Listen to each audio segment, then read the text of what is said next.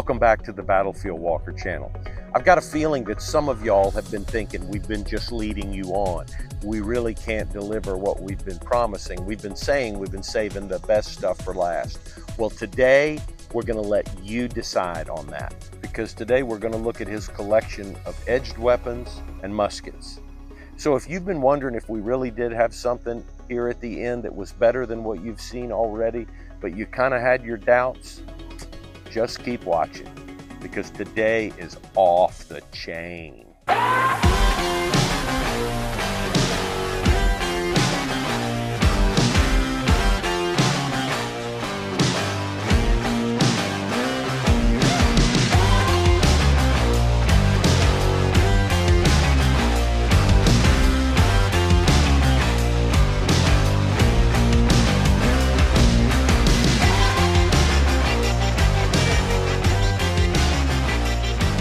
So we are told that we have something else exciting to look at. So I'm seeing this for the first time.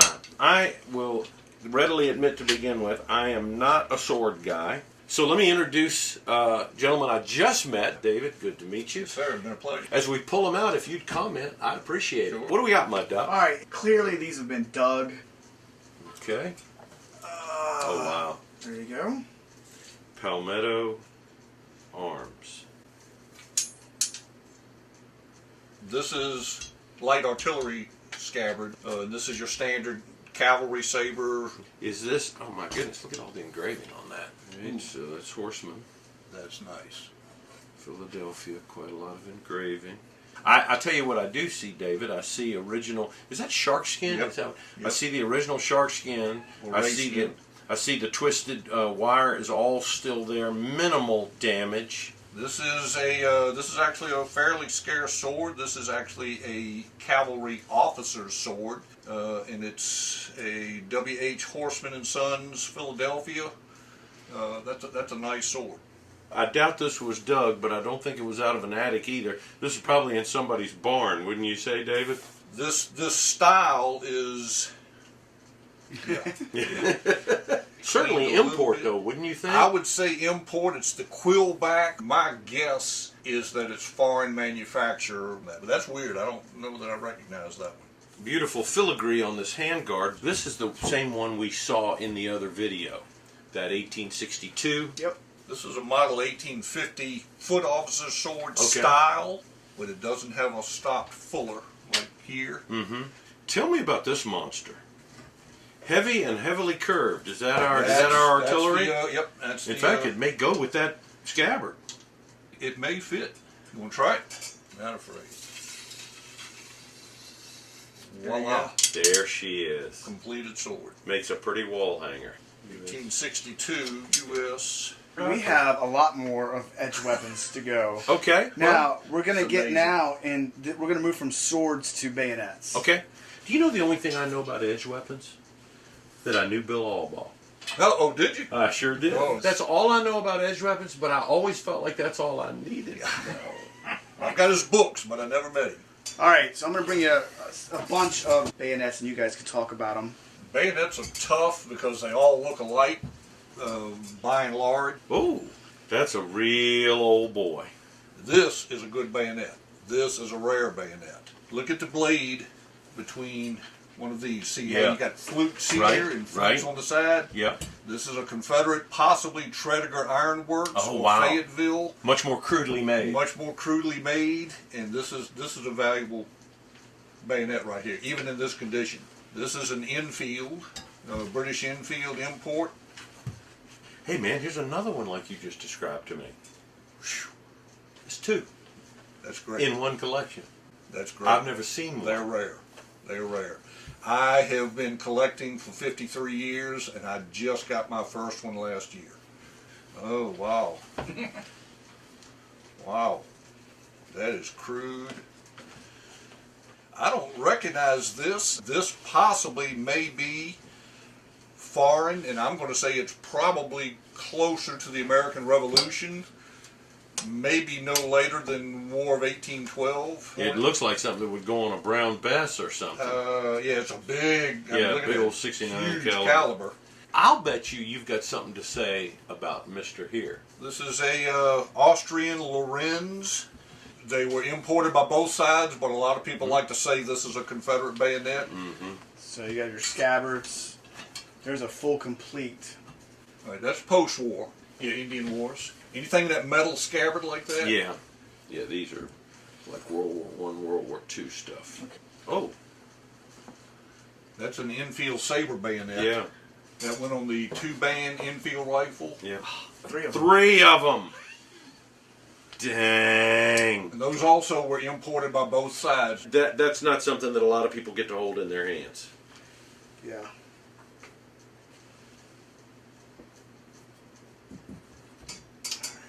Those are nice.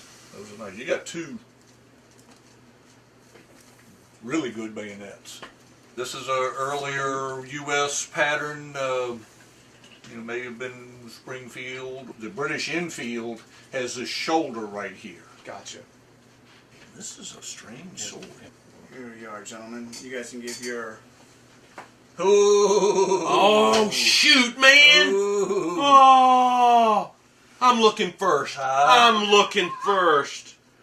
I want to know where this came from. This is a Confederate States Navy. Wow.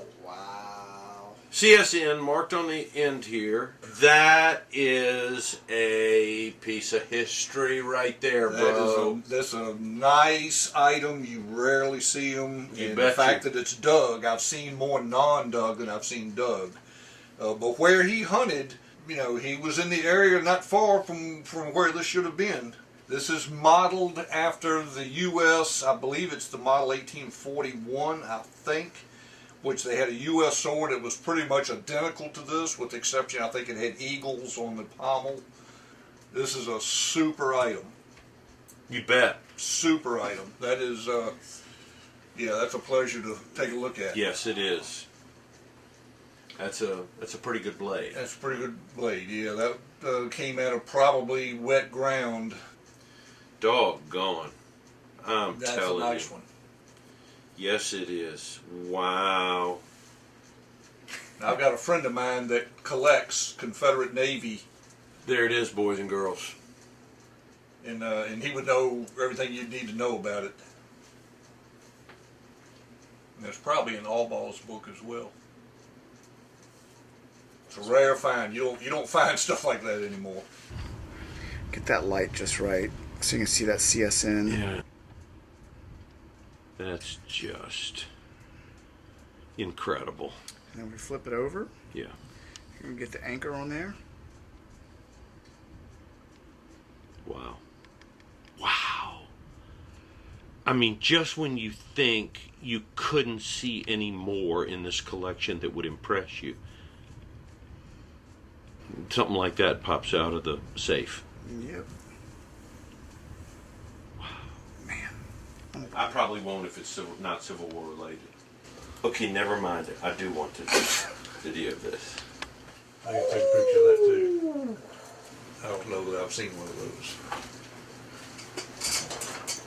Hat plate made by. I think that went on a chapeau. Okay. The whole side of a chapeau. Right. Because it's too big for the face of a hat. Yeah. Back then. Yeah, that's a rare bird. Like I say, most people would destroy that trying to dig it up. Folks, you have hung in there with us for quite a few weeks now. We're about to look at some long guns here. Can I put these on the table? It's 1864 Springfield. Darn if it doesn't have the nose cap on in the right place. Notice the different color. There you It's go. been spliced right It's been there. sporterized Yep. and then somebody tried to fix it. Yep.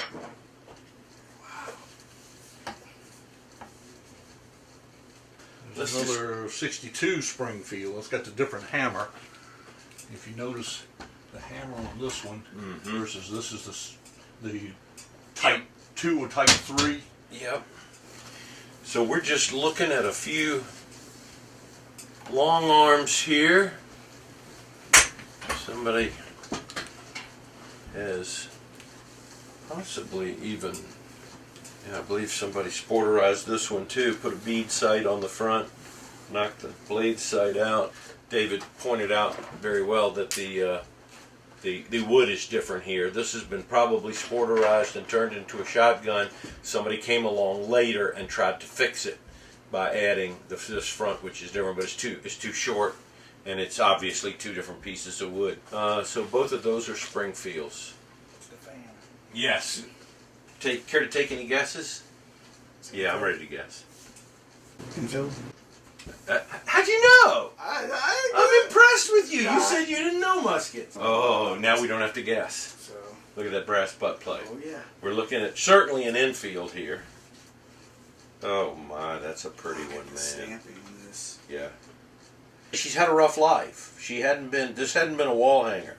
But it's not heavily pitted. That's a typical infield ramrod. You got a brass nose cap. You got screws on your barrel bands. I've got a couple of nose caps that I found. The telltale, usually if you're relic hunting, brass trigger guard, brass butt plate. That adjustable sight is just classic. So you guys who are watching from across the pond, if you're watching from the UK, this made it all the way from you guys to us over here, and now the video's making it back to you in the UK. So thanks for watching. Here's one of yours from London that made it here. 150 years later. Beautiful piece of wood, too. Mm-hmm. Great looking firearm. Clearly not dug. Same thing, I think. Let's see if Yeah. we see a brass butt plate. We do! There you go. All right, so another gun that was brought through the blockade. Tower 1862. The hallmarks are even prettier on this gun. So everything's here on this one too. This is complete, but everything seems to be righteous here.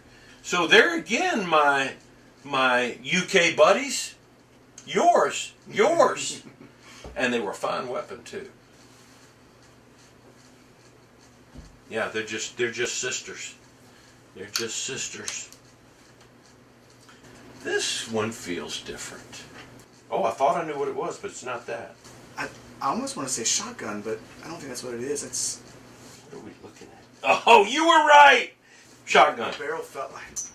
Yeah, you were right on the money, man. I was way off. A little silver place for an initial. Nothing there. Yeah, letters up here. Oh, yeah. What is it? London. Hey, UK guys. There you are again. We're ready for number next. Oh, double barrel, big boy. Is that post-war? Or is that? Yeah. Okay. So. Oh, I don't even have to go any further than right there. I'm not going to move it. I'm going to guess that's a Smith carbine. Oh, yeah.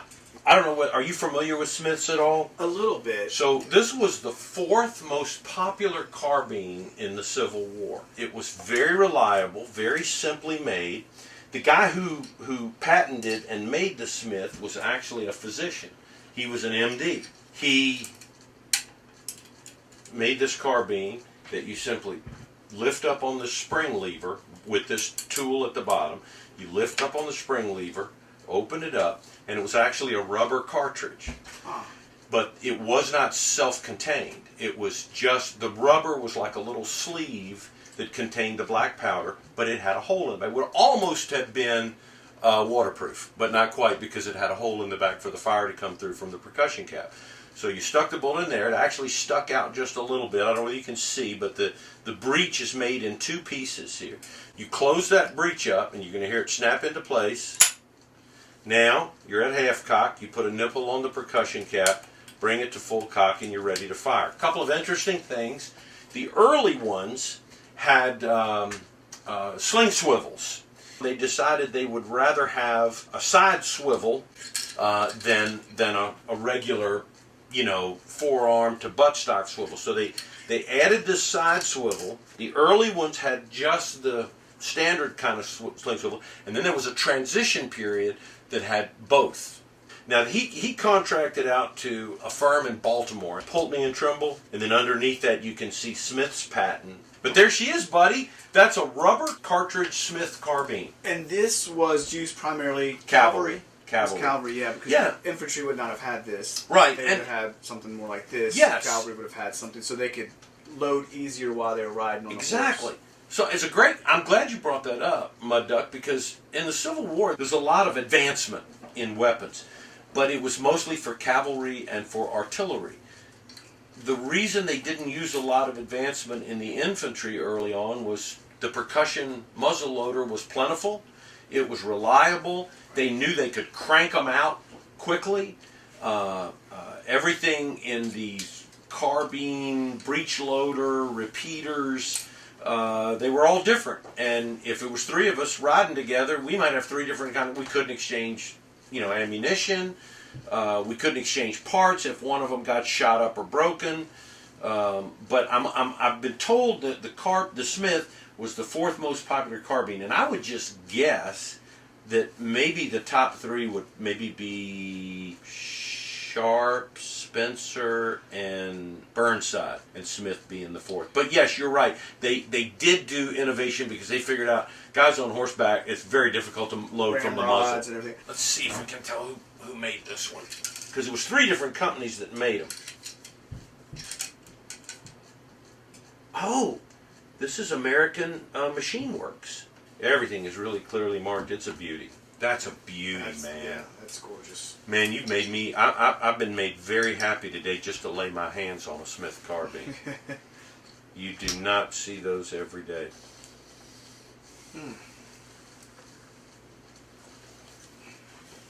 She's a rough one. Mm-hmm. Not a river find, but maybe a barn find or something. It's dinged off. I believe we started out with a Springfield that's been sporterized here. Mm-hmm. I think that's what we have. But it's got the 61 barrel with the bolster, and it had the screw to clean out the nipple. They did away with those later. All right. What an honor and a pleasure this has been. Absolutely. Wow. Murdoch, did we see some buttons, bro? We saw some buttons. We saw a lot of buttons. Amazing buttons. Some of the prettiest things I think I've ever seen come out of the ground. Yeah. And then we saw some incredibly beautiful plates. A couple of real rare birds. Very much so. And then even the common plates were just in beautiful shape. And then, of course, today, the edge weapons we got to see was such a treat. The bayonets, I learned something from David. Absolutely, yeah. Talking about those Tredegar ironworks. And then to see these towers and these shotguns and that Smith carbine, boy.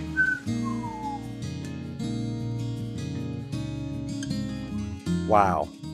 I hope you enjoyed watching this as much as Mud Duck and I enjoyed filming it.